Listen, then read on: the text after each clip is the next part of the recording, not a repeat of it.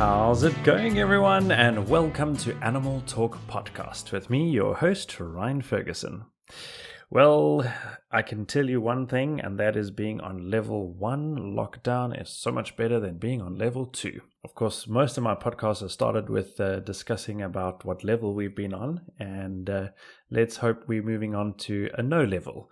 But it has been really, really good being able to move around a lot more and a lot more freely. Still wearing masks, still doing social distancing, but the new normal seems to be being a little bit more normal now. And I'm quite excited about introducing you to the next guest that I have. Have been struggling a little bit with the internet, and that has caused a few problems in the recording. Most of my podcasts are pre-recorded. Just gives me a little bit of time to do some editing and make sure that everything is working okay. But of course, when we were doing the recording, there were slight hiccups in the internet, which is completely out of both of our hands, but we have gone with it and we make it work. So I am super duper excited to be able to introduce you to my guest. And he's going to be talking about all the creepy crawlies that some of us might not be too keen on, but he is really good at what he does, and he does fantastic work for the environment. So everybody, this is Jonathan Leeming. How's it, Jonathan? How's it going? Fantastic as always, Ryan. Excellent. It's so great to have you on the show. I'm really excited. Thanks very much. It's nice to be here. It's nice to shed the eight-legged awesomeness far and wide. Yeah, I'm so excited to get chatting about this, and I know how passionate you are about it. But before we get into that, a question I ask all of my guests, and it's one I have this gut feeling I don't really have to ask you because I know it, but I'm going to ask it anyway, and that is, what is your favorite animal? My favorite animal? Wow. Okay, so as the scorpion guy, I suppose I have to say scorpions. And Wow. There's a good reason for it. The more venomous a creature is, the more mythical they become, and the more lodged inside people's psyche they are. And I think spiders and scorpions are some of the freakiest animals out there. There's something about spiders and scorpions, which does it just really kind of touches people inside their minds. Scorpions are awesome. They are so misunderstood. They're very common. They're in people's gardens sometimes. We get them all over Southern Africa. And they're such interesting creatures once you get to know them just a little bit better. That's awesome. I know a lot of people that are extremely petrified of all the creepy crawlies, especially spiders, but Yep. I love them in my house. I can't get enough of them because they keep away some other creepy crawly that I really don't like at all, and that is a mosquito. So for me, they're more than welcome in the house, but I know there's a lot of people that are anti the spiders. Don't get a lot of scorpions, but I have had experiences with them in the past, and I don't mind them. I think they're pretty cool. As long as they keep their distance, I'm good. Spiders and scorpions provide ecosystem services to us, whether we understand it or not, and they play an important role in the greater scheme of things. It's difficult to understand everything about everything, and when we don't know about something, let's say we see a spider and we don't know what it is, we've got this very bad habit of thinking the worst. When our values and beliefs are based upon what we don't know rather than what we know, that leads to a life of ignorance. And I think we owe it to ourselves, our families, and our communities to understand the world just a little bit better.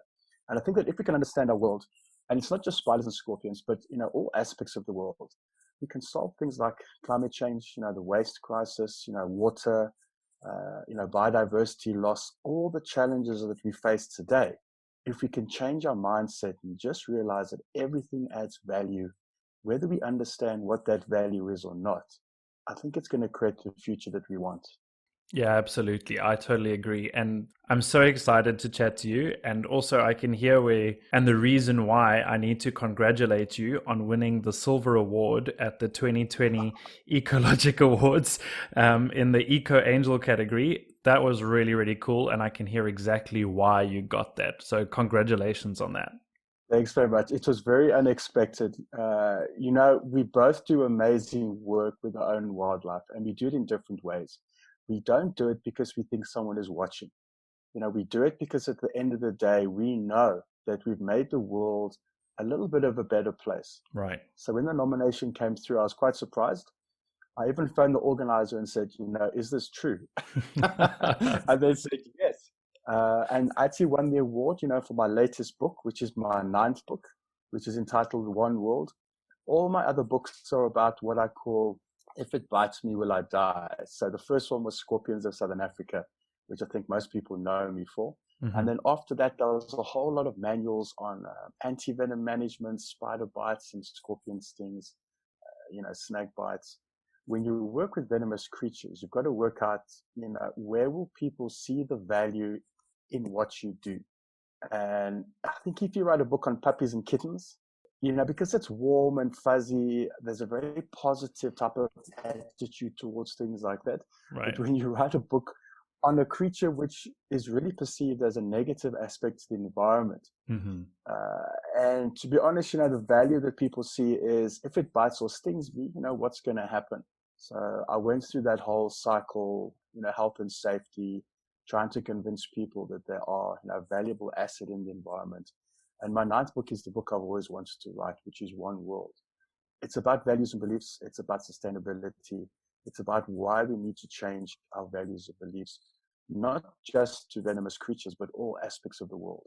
And I think if we want to make the world a better place, if we want to make the world or create the world that we all desire, that we all want, we need to reevaluate how we see every aspect of the environment. So important.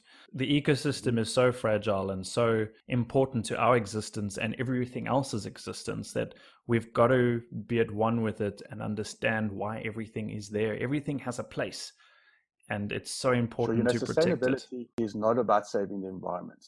It's about saving ourselves, who just so happen to rely on the environment for our very existence. If we poison our drinking water, we're going to suffer. If we pollute the air, we're going to suffer. Yep. Yeah, absolutely. We're all linked, and we have to make our changes. We have to make the changes that make the difference. So I completely stand with that. I'm so for that. Jonathan, this past week you were up north, gallivanting in the heat. I was up north of you. So I went to Marloth Park, for the long weekend. I do a lot of work with the low-felt venom suppliers, and they do great work when it comes to reptiles. They produce the venom that gets used in the manufacture of anti-venom. So we often speak at the same, medical conferences, and we bump into each other, and we get on very, very well. So it makes a lot of sense that if we can do some kind of event together, I speak about spiders and scorpions, and they speak about reptiles and snakes, and this is exactly what we did. So we organized what I call the Epic Weekend at Marloth Park. We had 4 events in 2 days, which was pretty hectic. I gave a spider bite and scorpion sting first aid course. I'm on a number of the WhatsApp groups down there, and I can see exactly what species is coming into contact with people. They've also got one of our highly venomous scorpions down there, so they needed a bit of help from the emergency response point of view. So we had the spider bite and scorpion sting first aid course. So I spoke for 5 hours, and it was 38 degrees, which was nice to get some heat. It was nice for a while, but gets a bit much after time. That's right. So after that, and then we had a kids' nature activity day. So what we wanted to do, there is a local rehabilitation center, which we also know very well. So we decided to do a little bit of a fundraiser with them. So what we did, we advertised, and we took a whole bunch of little kiddies from about 5 to maybe 12. And we brought snakes, and we showed them spiders and scorpions. We looked for scorpions using ultraviolet lights at night. We did face painting, we did coloring in, and they absolutely loved it. That's so cool. And I think it's important to inspire the next generation of conservationists, right. To add that spark to people, so, especially the young ones, so they don't grow up fearing these spiders, scorpions, and also snakes.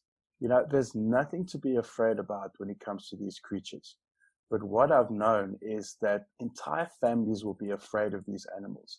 Young kids aren't born afraid of spiders or scorpions. It's ingrained in them as they grow up. Right. And it's from their parents. If they know nothing about a spider and they see a spider, they'll tell that child, don't touch it, it'll bite you, and something terrible will happen. Mm-hmm. Just a tiny bit of background, we have 2,500 species of spider within Southern Africa, and only 19 species are actually medically important. Yeah. When it comes to scorpions, we have 150 species, but only 2 have ever caused deaths, and about 28 will be medically important. So the average spider or scorpion, it could bite and sting you. It's very possible, but it's unlikely that something bad is going to happen. Sounds about right.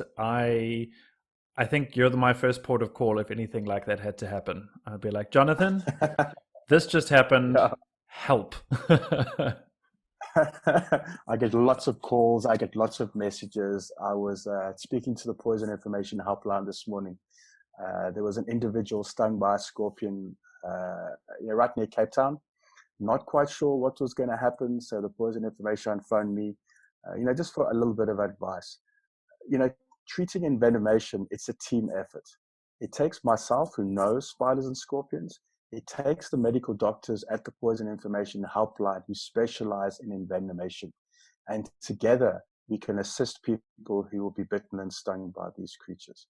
I've always maintained, if you get one person who tells you that he knows everything about everything, block them on Facebook and run, because the medical doctors have got a far better understanding of the whole medical side of envenomation, but they lack the identification skills and all the other things that I can add value to. And I think that it's very important that we work together. Sure, absolutely. That is a key link that is just so important to making sure that they make the right diagnosis, putting all the right information out there. I love it. It's really important. Sure. And it's springtime and the creatures are beginning to wake up. So the past couple of weeks, we've seen a number of envenomations, nothing serious yet. We get the most amount of scorpion stings February, March, which is the warmest times of the year, just after rainfall. So normally the places, they've had lots of rain and it's hot, and it's males looking for females. So if any of the listeners get a scorpion in their house, please just scoop them up and put them outside. They're just like the rest of us. They're just looking for love. Mm-hmm. That's cool. I like that. I like that that look onto it. If somebody has, let's say, for example, because this happened most recently to me, if somebody has a very large spider in their house and they live with someone who is not very keen on spiders, what is the best way about trying to maneuver that spider and get it away and put it into a safe place? Right. Capturing a spider is pretty easy. If you get a large jar and put it over the spider, so if the spider's on the wall, don't stand underneath the spider on the wall while you're trying to catch it, because they've got this tendency to jump off the wall and they're going to land on you. So stand a little bit to the side. Personal experience. You never look like the expert when you scream like a little girl. So you have to be careful like that. So just get a big jar and put it over the spider, and then slide a piece of paper or a piece of cardboard underneath the jar. Be careful not to trap the legs, and just put them outside. But if you get one spider, it's obviously, means that there's spiders in your garden. So it's not uncommon to have more spiders. Mm-hmm. But I think that we need to address our values and beliefs towards them. If we're afraid of spiders, then it's probably a good idea to get some professional help, to try to alleviate that fear. Right. I know people that are afraid, like seriously afraid of spiders, and it impacts their life in a very profound way. Everywhere they go, they look to see if there's a spider there. So it's almost like paranoia. Right. And it isn't healthy.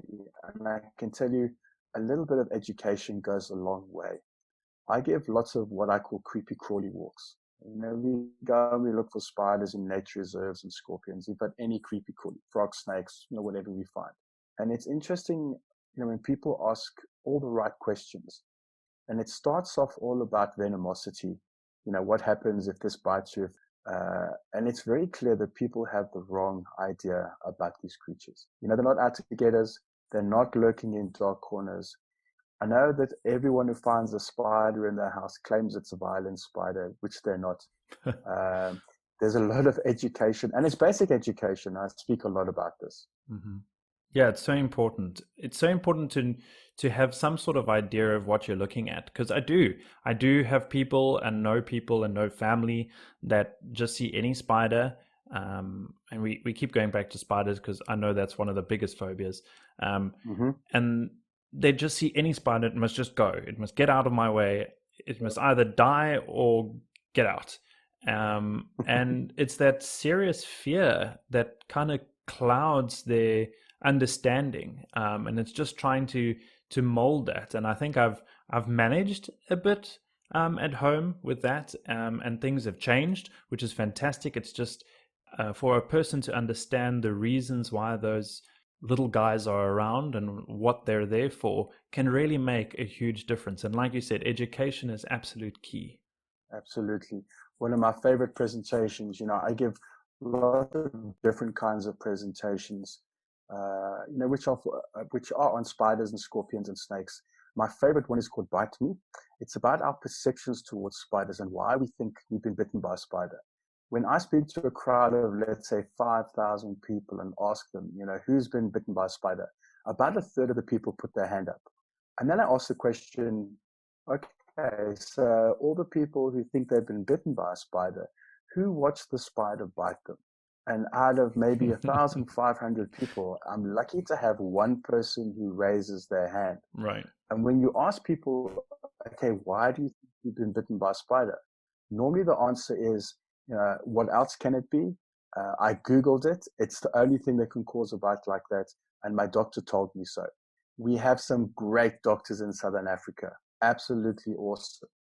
But the average doctor knows very little about spider bites. And I've learned this at speaking at medical conferences and also working with the Poison Information Helpline.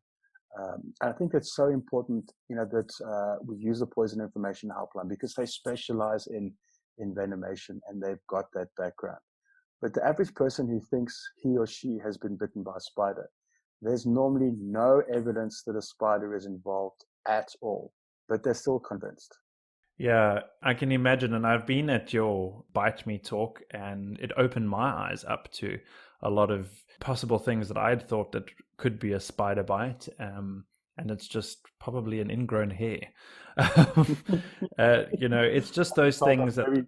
Yeah, I've been told I'm very mean when it comes to that Bite Me talk because I lead people down a garden path and they're like, shut the door. And I like tell them that no, they're wrong.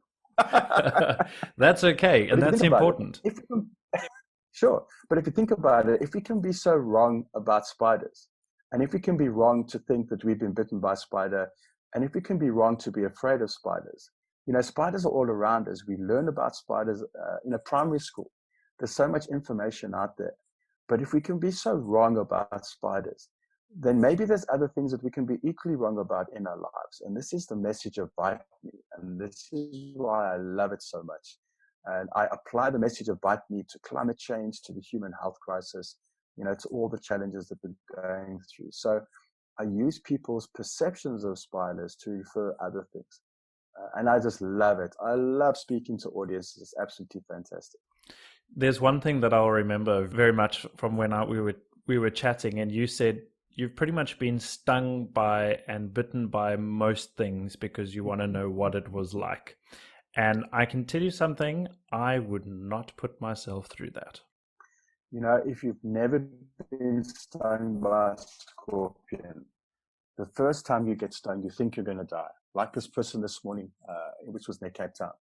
There's this idea in your mind. You've seen latest James Bond film where the guy gets stung by a scorpion and dies in 2 minutes. You've been on the internet and you've been to dodgywebsite.com.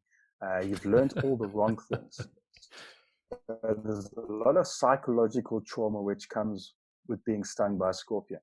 But when you've been stung by scorpions many times, like I have, and to be honest, after being stung, and it sounds very bad, but after being stung 200 times, I stopped counting, and that was many years ago. You have to remember that we've got the 12th most venomous scorpion in the world, which I haven't been stung by yet, and we've got the world's least venomous. So in between those two extremes, we've got all these different kinds of venomosity. And I can tell you the average scorpion is a little bit worse than being stung by a wasp or even a bee. But we've got some scorpions that when they sting you, it will cause an itch for a couple of minutes, that's all that happens. So people's idea of, what the symptoms will be and how painful they are, it's usually, overblown, far out of, far kind of dislocated from reality, but, very, very far. Yeah, I still, sorry, but I won't. Nope, I don't want to get stung by one. I think that when I meet you again, when I come down to your part of the world, you need to get one of the least venomous scorpions. Scorpions in your part of the world in Scotland are very, very common, like super, super common. Mm-hmm. And if anyone can find scorpions, I can find scorpions. At Marloth Park, we must have found maybe 40 scorpions at night. Wow. And we didn't even try. I can only imagine if you did try. And have you ever wondered what it's like to be stung by a scorpion? I mean, be honest. I have this sensation in my mind that me putting my foot into my shoe, that is, I think it's something that has been embedded in me, just like you were talking about before, as a child, always check your shoes. And I have this feeling that when my shoes have been lying there on the floor, if I slide my foot into the shoe and I feel the sharp pain, it is probably a scorpion. Could be a park-town prawn. That's also true. And they jump. Yeah, and squirt black stuff. So we won't even go down that road. It's the worst. But yeah, scorpions, I don't know. You'll have to really convince me next time, Jonathan. You'll really have to convince me. I'm very anti-pain, so good luck. Yeah, I think everyone must stretch. It's like running Comrades. Everyone should run Comrades at least once to appreciate motorized transportation. Everyone should get stung by a scorpion at least once. It's not as bad as you think. It's fine. I'll have the poison information hotline on speed dial really quickly on my phone if that does happen. And on that note, Jonathan, how can people contact the hotline? How can they contact you if they've got any questions? Okay, so the Poison Information Helpline, they have a toll-free number. It's 0861 555 777. 0861 555 777. It's toll-free. They'll answer it 24 hours, 7 days a week, and they'll give you great advice when it comes to any kind of envenomation. The really nice thing is that they've got medical doctors that specialize in envenomation. The other nice thing is that your call will help us understand envenomation just a little bit better. So they also produce a lot of research papers, they speak at medical conferences, and they add to our understanding of spider bites, scorpion stings, and also snake bites. They also do all kinds of weird stuff like stonefish stings, stingray stings, jellyfish stings. So any kind of envenomation, they will be more than happy to hear about your story. And you can tell them that I said you must phone as well. When we have scorpion stings, they never happen during office hours. It's normally late at night. And these stings, they go right through the night. So there's often lots of phone calls. There's lots of calling doctors. There's lots of checking stuff. So during the warmer times of the year, not particularly now, but in a couple of months, there's lots of late nights, but it's well worth it. I used to have a corporate job. And one of the reasons why I resigned from that corporate job to do spiders and scorpions full time is that, my work with creepy crawlies actually adds value to the world. And I think that's so important. Another thing that I've realized is that there are millions of people who look at what I do and what you do as well. And that is their dream job. In another life where they didn't have fancy cars and big houses and debts and expectations, they would love to do what we do. It's very true. So there's some responsibility there to be able to, lead by example. I think that's also very important. Yeah, it is indeed. And any way people can contact you directly, Jonathan, if you want that. Oh, yes. Okay, so I've got two websites. One is scorpions.ca, and that's all the what I call if it bites me, will I die type of things. So if you go to that website, there's information about my presentations and my talks and my activities. If you want to do something a little bit different, if you want a speaker who speaks on something completely unique, I've spoken in 11 countries, so I like to think I'm pretty good at it. So if you go to scorpions.co.za, you'll find all the details there. There's also a lot of downloads. So there's some envenomation downloads. There's emergency protocols of what to do if you get stung by a scorpion or bitten by a spider. There's some information on anti-venom. The other website is jonathanleeming.com. And that's all to do with the contents of my latest book, One World, which is the book that I got the award for. So when I wrote the book, I created a whole lot of free resources. And my plan is that people either buy the book or they go to the website or they attend one of my presentations or events and they become inspired to create their own One World. And the resources on the website at jonathanleeming.com are designed for you to create your own One World. You know, there's a lot of people out there that want to make the world a better place. But, you know, where do you start? You know, how do you do it? If you go to jonathanleeming.com, you'll see there's a lot of resources where you can create your own One World, you know, within your family, within your community, or even at work. It's very important. And it's nice to see the number of downloads I've got. I think I'm on about 150,000 downloads for the posters. Wow. Which is nice. That's fantastic. Absolutely. Yeah. Yeah, that's what you want. And you want people like wanting that information. And I can say, Jonathan, you inspired me when you were here. You inspire me now. I'm just completely inspired. Thanks very much. You know, we do what we can and we do as much as we can. You know, you do amazing work as well. You know, with this award, in the beginning, I thought, you know, I know so many people that I consider, you know, do fantastic work, cleaning up the rivers, right. You know, conservation of the larger species, you know, fighting coal mines. They do inspiring work. Right. And we all do it in our own little way and we all add value, you know, to the future.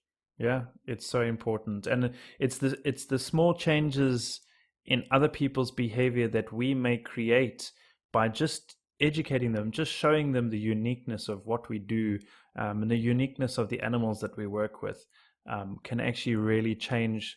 Even if it's just one person out of 1,000 people you meet, it can make a difference. Yeah, it can.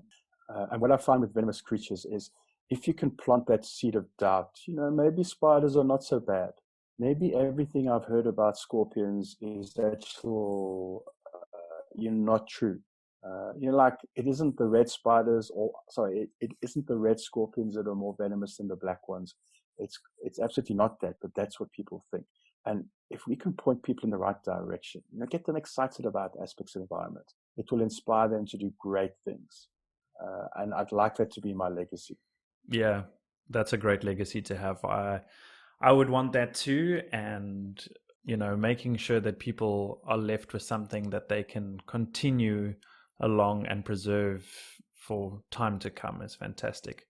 Jonathan, it has been absolutely amazing chatting to you. I love chatting about this, and I'm sure that if there's any questions other people have, they can either send them to you. They can also send any questions to animal.talk201@gmail.com. And if there's any questions you have about Animal Talk podcast as well, any suggestions, you're more than welcome to send me an email. And Jonathan, it has been really, really fantastic. I really enjoyed it. Great evening chatting to you. Thank you so much for being on the show. Absolute pleasure. Could I give my email address if people want to contact me? Yes, absolutely. It will be info at jonathanleeming.com. As I say, if you go to the website, there's a ton of free stuff. It's a great way to be able to connect with me. I'm on Facebook and I'm on Instagram. And then, you know, once again, Ryan, it's been an absolute pleasure. Every time I meet an individual who's kind of inspired by what they do, it creates, you know, the word is hope for the future, I think, because we need more individuals that get excited about what they do in the world. And I think that's so important. I totally agree. Thanks so much, Jonathan. And I will put some of Jonathan's links and connections in the bottom of this podcast so you can have a look at it and make sure that you can contact the right places. And again, thank you so much, Jonathan. It's been absolutely fantastic. Thank you, everyone, for listening. And remember, animals are our passion. Bye-bye.